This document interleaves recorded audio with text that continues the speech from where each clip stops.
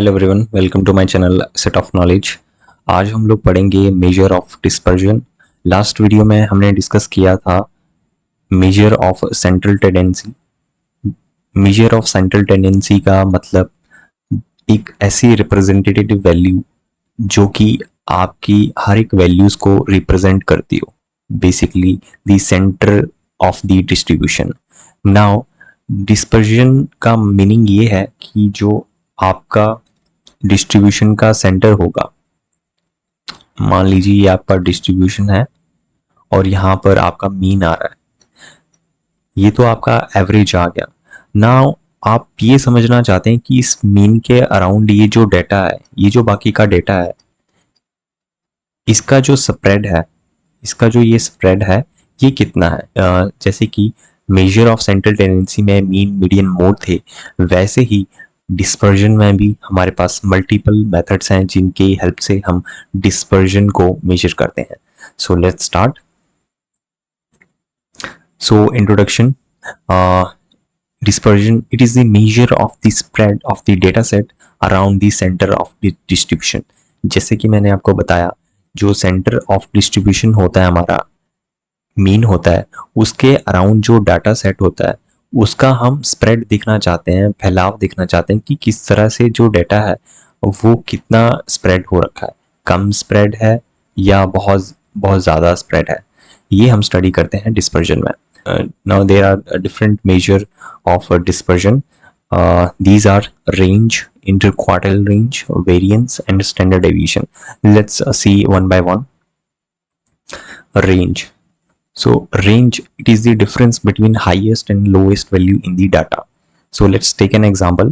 हमारे पास डेटा है, इसमें जो सबसे हाईएस्ट होगा, तो इस केस में हमारे पास हाईएस्ट ये है और लोएस्ट इसमें से ये है।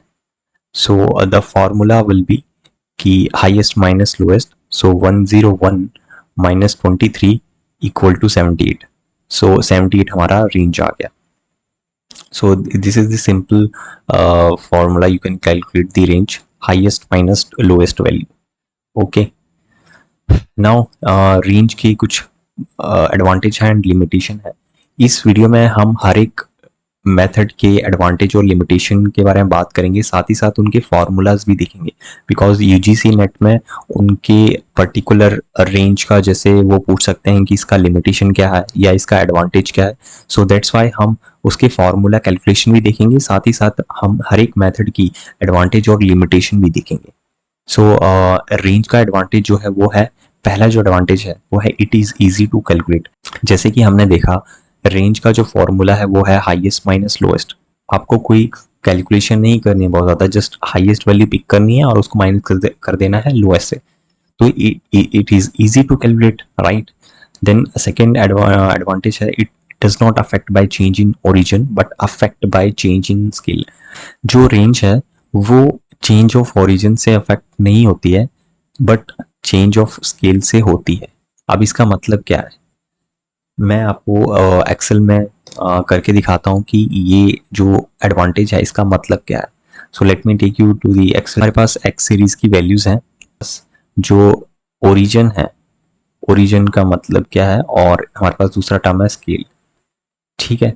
तो ओरिजिन का मतलब ये है कि अगर इसमें हम प्लस माइनस, इस डेटा सेट में ये जितना भी डेटा सेट है, अगर इसमें हम प्लस और माइनस करेंगे और y सीरीज की वैल्यू निकालेंगे, लेट्स से यहाँ y सीरीज की मैं वैल्यू निकालना चाहता हूँ और इसमें लेट्स से मैं 2 का एडिशन करता हूँ, तो मैं आपको करके बताता हूँ। जैसे कि यहाँ पर 2 है तो यहाँ 4 हो जाएगा क्योंकि मैं 2 का एडिशन कर रहा हूँ, यहाँ 3 है तो 5 हो जाएगा और 4 है तो 6 हो जाएगा, देन 7 हो जाएगा, देन यहाँ पर 8 हो जाएगा और यहाँ पर अगेन 7, देन 6, देन 5 और यहाँ पर 6 और यहाँ पर 7, ठीक है। तो पहले मैं आपको केस में ये करके बताता हूँ कि ये जो एक्स सीरीज की जो रेंज है वो कैसे आएगी। इसमें से हम हाईएस्ट वैल्यू देखेंगे। So the highest value is I think 6 the highest value. So 6 को हम यहाँ लिखेंगे और जो स्मॉलेस्ट वैल्यू है वो है 2, तो 6 माइनस 2, ये हमारा रेंज का वैल्यू आ गया 4। अब बोलने का मतलब ये है कि चेंज ऑफ ओरिजिन से रेंज की वैल्यू जो है अफेक्ट नहीं होती है, वो कैसे, मैंने आपको बताया वाई सीरीज की जब हम एक और सीरीज बनाएंगे और जस्ट उसमें एडिशन करेंगे 2 का, तो इसका जो वाई सीरीज का जो रेंज आएगा वो भी सेम ही होगा। कैसे देखते हैं, यहाँ पर मैक्सिमम वैल्यू हमारे पास 8 है, राइट। सो 8 माइनस, और जो हमारे पास मिनिमम वैल्यू है आई थिंक 4 है। सो हमारे पास जो मिनिमम वैल्यू है इस केस में वो है 4, ठीक है। तो जैसे ही आप इस पर क्लिक करेंगे तो आप देख सकते हैं यहाँ पर दोनों जगह हमारे पास जो आंसर है वो सेम आया।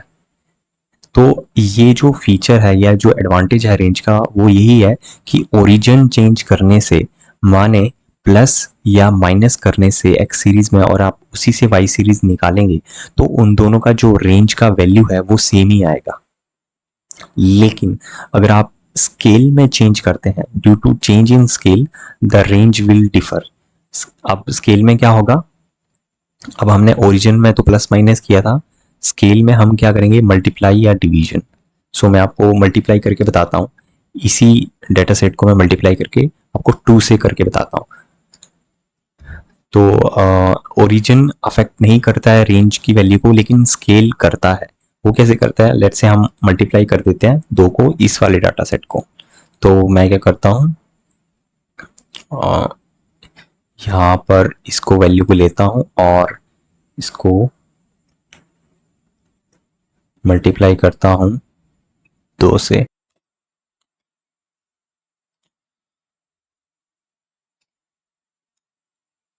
ठीक है, अब इसकी हम रेंज वैल्यू निकालते हैं, हाईएस्ट माइनस लोएस्ट। तो इस केस में हाईएस्ट वैल्यू है हमारे पास 12 और लोएस्ट वैल्यू है हमारे पास 4। तो हमारा जो रेंज आएगा वो एक्स सीरीज की रेंज से अलग आएगा। अब आप देख सकते हैं यहाँ पर 8 आ रहा है हमारे पास। तो बोलने का मतलब ये है कि अगर ओरिजिन चेंज होगा तो उससे रेंज की वैल्यू में कोई फर्क नहीं होगा, वो रेंज की वैल्यू को अफेक्ट नहीं करेगा। लेकिन चेंज इन स्केल करेंगे तो उससे वैल्यू में फर्क पड़ेगा। आई होप आपको ये एडवांटेज समझ आया होगा रेंज का, कि it does not affect by change in origin but affect by change in scale. ठीक है, अब लिमिटेशन देख लेते हैं रेंज की। पहली जो लिमिटेशन है वो है सेंसिटिव टू आउटलायर्स। देखिए यहाँ पर अगर जैसे कि हमने वैल्यूज ले रखी हैं, अगर मैं यहाँ पर इसके साथ ही अगर मैं यहाँ पर 500 ले लेता तो ये हाईएस्ट हो जाती, तो हाईएस्ट हो जाती तो 500 माइनस 23 ये हो जाता। तो जो यहाँ पर गैप आता वो बहुत ज़्यादा आता। तो इसीलिए लाइक एवरेज ये भी आउटलायर सेंसिटिव होती है। Second, does not use all observation in the data. जैसे कि आपने देखा इस डेटा रेंज में अगर हम देखें तो ये सिर्फ 2 ही वैल्यू को पिक करता है, एक हाईएस्ट और दूसरी लोएस्ट। जो बाकी वैल्यूज हैं ये तो इनको इग्नोर ही कर रहा है, इनको पिक ही नहीं कर रहा है। तो इसलिए ये एक बड़ा लिमिटेशन है रेंज का कि it does not use all the observation in the data. So ये था रेंज की advantage and limitation. Next method के बारे में बात करते हैं, वो है इंटर क्वार्टाइल रेंज। जो क्वार्टाइल होता है वो हमारे डेटा सेट को 4 हिस्सों में डिवाइड कर देता है।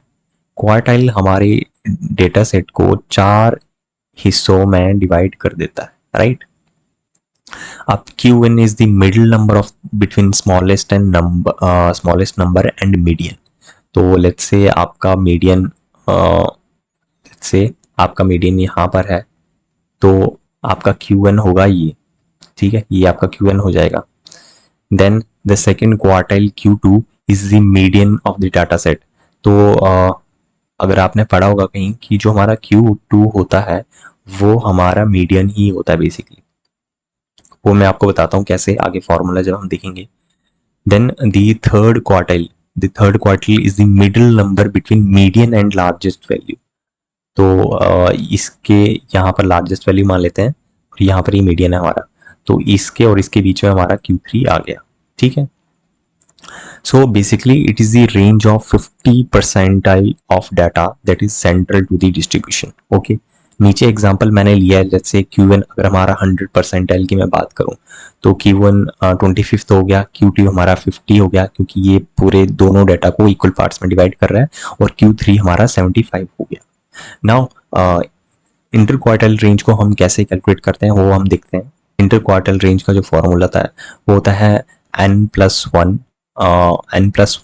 Divided by 4। तो अगर आपको Q1 कैलकुलेट करना है तो आप फॉर्मूले में क्या लिखेंगे, 1, क्योंकि आप Q1 कैलकुलेट कर रहे हैं, n+1 डिवाइडेड बाय 4। जैसे कि मैंने आपको बताया डाटा सेट को 4 हिस्सों में डिवाइड कर देते हैं। और अगर आपको Q2 निकालना है तो सेम ही यहाँ पर 2 आ जाएगा क्योंकि आप Q2 निकाल रहे हैं n+1 डिवाइडेड बाय 4।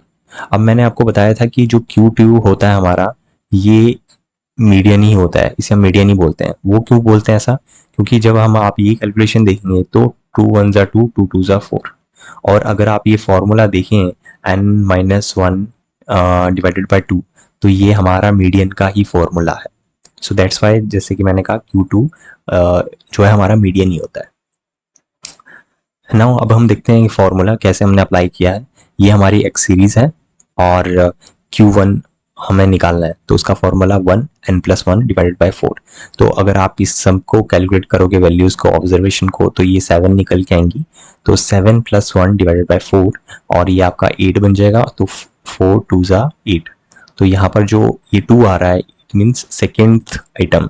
तो सेकेंड आइटम यहाँ पर हमारी ये है, तो ये हमारा Q1 होगा।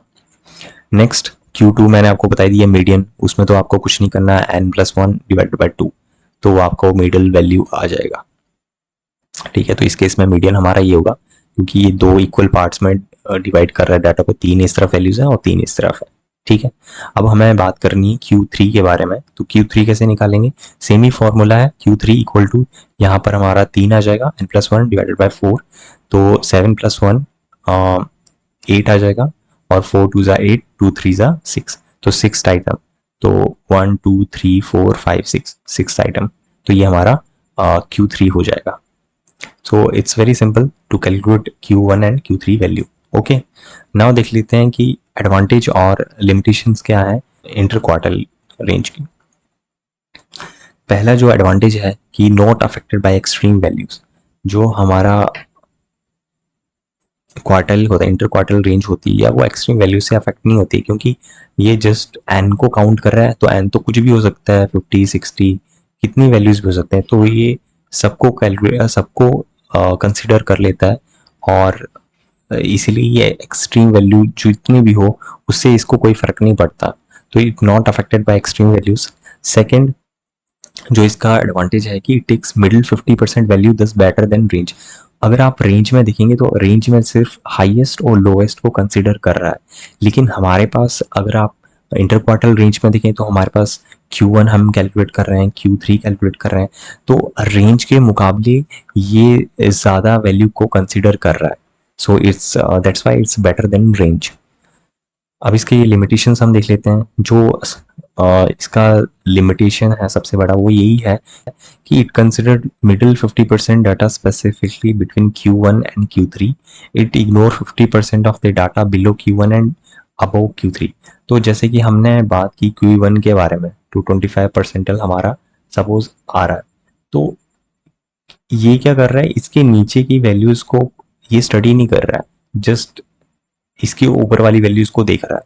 वैसे ही Q3 में अगर आप देखें तो ये Q3 के ऊपर वाली की जो वैल्यूज हैं 75 के आगे क्या है उसको ये वैल्यूज को कंसिडर नहीं कर रहा है, उसको ये स्टडी नहीं कर पा रहा है। तो यही है कि ये सिर्फ लिमिटेड डेटा को स्टडी कर रहा है, दैट इज Q1 और Q3, इसके ऊपर या नीचे ये स्टडी नहीं कर रहा है, तो ये इसका लिमिटेशन बन जाता है।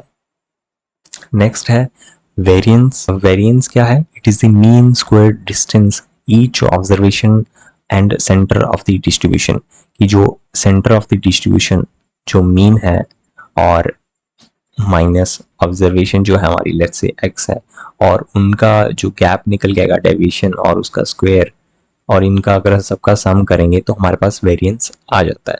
तो वेरिएंस का फार्मूला क्या है वो हम देख लेते हैं। वेरिएंस का फार्मूला और ये इसका सिंबल है वेरिएंस का। So summation x i minus mu that is the mean and square कर देंगे इसको और इनका सम कर देंगे और डिवाइडेड बाय n कर देंगे। मैं आपको ये कैलकुलेट करके बताता हूँ एक्सेल शीट में कि कैसे हम वेरिएंस को कैलकुलेट करते हैं। इसी का मैं एग्जांपल ले लेता हूँ यहाँ पर। वेरिएंस को कैलकुलेट करने के लिए सबसे पहले हम एवरेज कैलकुलेट करेंगे। तो उसके लिए एवरेज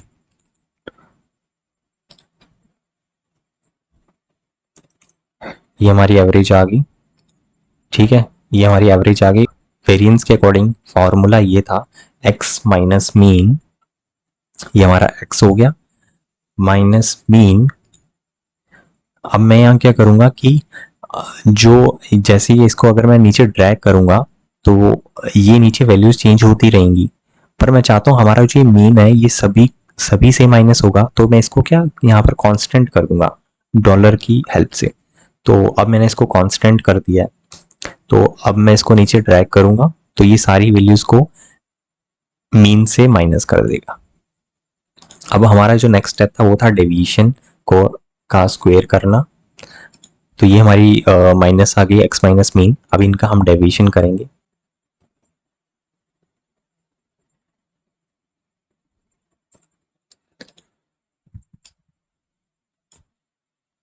ठीक है, और इनका जो सम हम करेंगे, सम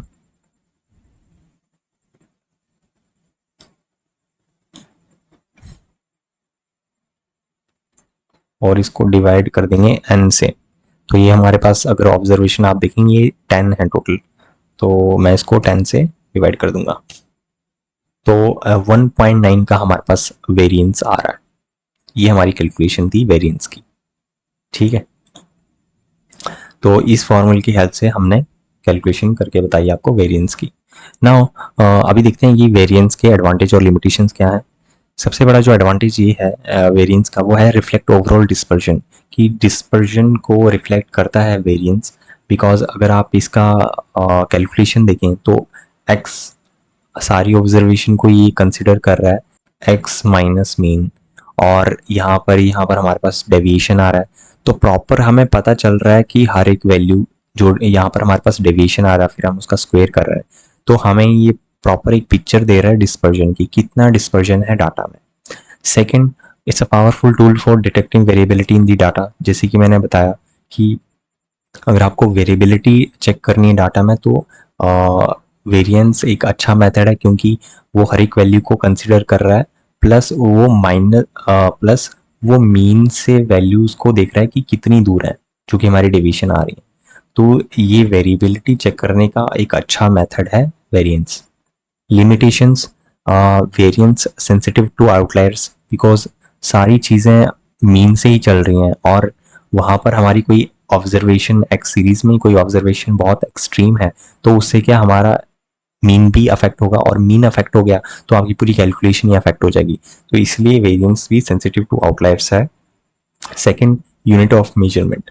नाउ अगर हम कैलकुलेशन में देखें, जो मैं आपको बताता हूँ यहाँ पर जो हमने कैलकुलेशन की, तो मान लेते हैं ये मैंने इसका जो यूनिट है वो मीटर्स में मीटर्स में है मीटर्स में है। अभी ये 1.29 मीटर्स में आया है, लेट्स सपोज। अब प्रॉब्लम ये आती है वेरिएंस में कि अगर मेरे को ये कन्वर्ट करना है सेंटीमीटर्स में, तो 1 मीटर में 100 सेंटीमीटर होते हैं, तो इसको मैं मल्टीप्लाई कर दूंगा, इससे। तो इससे होगा क्या कि हमारा जो वेरिएंस का वैल्यू जो पहले यहाँ 1.29 था वो यहाँ बदल के कुछ और हो जाएगा। तो बोलने का मतलब ये है कि अगर आप एक यूनिट में उसको मेजर कर रहे हैं और दूसरी यूनिट में उसको कन्वर्ट करना चाह रहे हैं, तो ये प्रॉब्लम होगी वेरिएंस में, क्योंकि यहाँ वेरिएंस कुछ और होगा और आप इसे कन्वर्ट करेंगे सेंटीमीटर्स में, तो ये यूनिट बढ़ा देगा, आपका वेरिएंस बढ़ जाएगा। तो अगर ये प्रॉब्लम को अगर आपको सॉल्व करना है तो उसके लिए स्टैंडर्ड डेविएशन एक अच्छा मेथड होगा, क्योंकि वो हर एक वैल्यू को एक सेम स्केल पे मेजर करता है। वो हम आगे देखते हैं। तो ये था लिमिटेशन ऑफ वेरिएंस। नेक्स्ट जो कि सबसे one of the robust method है डिस्पर्जन को मेजर करने का, और स्टैंडर्ड डेविएशन सिर्फ ना कि हम स्टैट्स में पढ़ते हैं, जबकि ये फाइनेंस में भी यूज़ होता है। जब आप रिस्क एंड रिटर्न के बारे में पढ़ते हैं तब वहाँ पर स्टैंडर्ड डेविएशन वेरिएंस का यूज़ होता है। तो वेरिएंस और स्टैंडर्ड डेविएशन एक बहुत अच्छे मेथड्स हैं दोनों ही डिस्पर्जन को मेजर करने के। तो देख लेते हैं। It is the square root of sum of square deviation from the mean divided by number of observation, it is the square root of variance.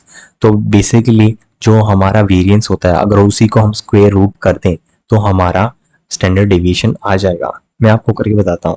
जैसे कि ये हमारा पर यहाँ पर वेरिएंस आया था, तो अगर मैं इसको स्क्वायर रूट कर दूं एक्सेल में, स्क्वायर रूट इसको कर दूं,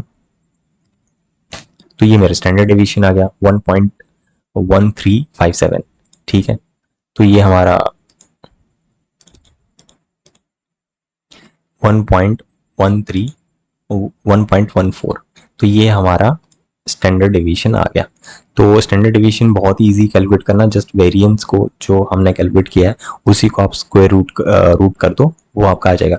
और मेरे को स्टैंडर्ड डेविएशन में अगर वेरिएंस में जाना है तो मैं इसका स्क्वायर कर दूंगा, इसका मैं स्क्वायर कर दूंगा, तो मेरे पास यही वैल्यू दोबारा आ जाएगी। ठीक, अब स्टैंडर्ड डेविएशन के प्रॉन्स एंड कॉन्स देख लेते हैं। पहला जो एडवांटेज है वो ये है कि standard deviation is expressed in the same units as a data, making it easy to interpret. जैसे कि जो वेरिएंस का जो प्रॉब्लम था सबसे बड़ा, वो था यूनिट मेजरमेंट का, कि उसमें अगर आपको कन्वर्ट करनी पड़े, डिफरेंट डिफरेंट यूनिट्स मेजर करनी पड़े, तो अगर हाइट जो कि सेंटीमीटर और फुट दोनों अलग अलग यूनिट्स में हो, तो आप क्या कर सकते हैं, स्टैंडर्ड डेविएशन की हेल्प से ही वो स्टैंडर्ड डेविएशन ही दोनों यूनिट को सेम स्केल पे ही आप मेजर कर सकते हैं। तो ये एक बहुत बड़ा एडवांटेज है स्टैंडर्ड डेविएशन का। Second, it provide comprehensive measure of spread. It is the foundation in many statistical tool, particularly useful in normal distribution. जैसे कि मैंने आपको बताया कि स्टैंडर्ड डेविएशन एक बहुत ही पॉपुलर और रॉबस्ट मेथड है टू मेजर डिस्पर्जन। और जैसे कि मैंने बताया स्टैट्स में यूज़ होता है, फाइनेंस में यूज़ होता है, और ये बहुत यूज़ होता है जब आपका जो डेटा है वो नॉर्मली डिस्ट्रीब्यूटेड होता है कुछ इस तरह से। ठीक है, और लिमिटेशन क्या है स्टैंडर्ड डेविएशन का, वही है कि ये भी सेंसिटिव होता है आउटलायर्स का। देखिए, जो कि मैंने आपको बताया, जो भी कैलकुलेशन अगर एवरेज जिसमें इंक्लूड हो गया, मीन जिसमें आ गया, और मीन से फर्दर आप कैलकुलेशन कर रहे हैं, तो समझ लीजिएगा वो आपका आउटलायर सेंसिटिव होगा। क्योंकि जब आपका सारी वैल्यूज होंगी और उस वैल्यूज में कोई एक्सट्रीम वैल्यू होगी और आप फिर मीन कैलकुलेट करेंगे, तो जब आपका मीन ही ठीक नहीं आएगा तो आपकी कैलकुलेशन आगे भी वो खराब हो जाएगी। तो इसलिए जो भी एवरेज से रिलेटेड कैलकुलेशन है, उसमें से सबसे बड़े जो ध्यान रखने वाली बात है वो यही है कि आपका जो डेटा है वो आउटलायर नहीं होना चाहिए, उसमें कोई एक्सट्रीम वैल्यू नहीं होना चाहिए, अदरवाइज वो आपका एवरेज का वैल्यू खराब कर देगा, और एवरेज की वैल्यू खराब होगी तो आपकी फर्दर कैलकुलेशन सारी खराब हो जाएगी। सो ये थे डिस्पर्जन के मेथड, कैसे हम डिस्पर्जन को मेजर करते हैं।